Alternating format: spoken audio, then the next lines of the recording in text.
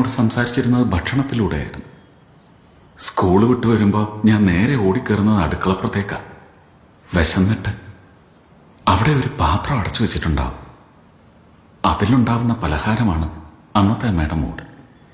എരിവുണ്ടെങ്കിൽ നല്ല ദേഷ്യത്തിലാവും, മധുരമാണെങ്കിൽ ഭയങ്കര സ്നേഹവും, ഉപ്പ് കൂടുതലാണെങ്കിൽ കുറച്ച് പിണക്കവും. ചിലപ്പോൾ തുറന്നു നോക്കിയാൽ ഒന്നും ഉണ്ടാവില്ല. അന്നമ്മ മൊത്തം കരച്ചിലായിരിക്കും.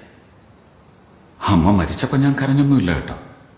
പക്ഷെ 1-2 വർഷം കഴിഞ്ഞ് ലൈഫിലെ ഏറ്റവും വലിയ സദ്യ കണ്ടപ്പോൾ ഞാൻ അമ്മയെ ഓർത്തു.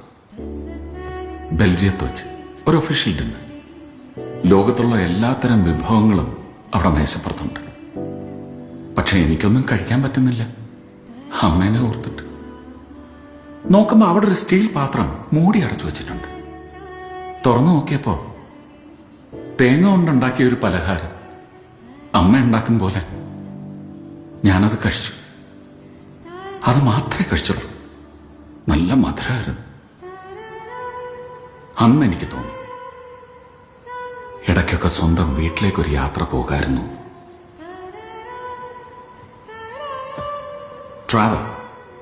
Travel a lot, but once in a while, travel back to your roots.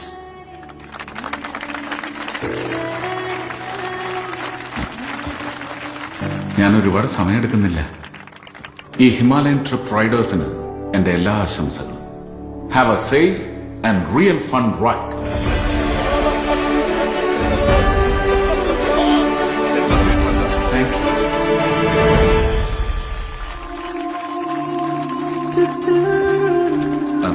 ഒരു കാര്യം കൂടി, എന്നെ ഈ പരിപാടിക്ക് വിളിച്ചത് എവറസ്റ്റ് കയറിയ ആളായതുകൊണ്ടാണ്. പക്ഷേ ഈ എവറസ്റ്റ് കയറുന്നതിനേക്കാൾ ഗട്ട്സ് വേണ്ടുന്ന ചില കാര്യങ്ങൾ റിയൽ ലൈഫിലുണ്ടെന്ന് ഇപ്പൊ എനിക്കറിയാം. ഫോർ എക്സാമ്പിൾ, നമുക്കൊരാളെ ഇഷ്ടമാണെങ്കിൽ അത് തുറന്നു പറയാനുള്ള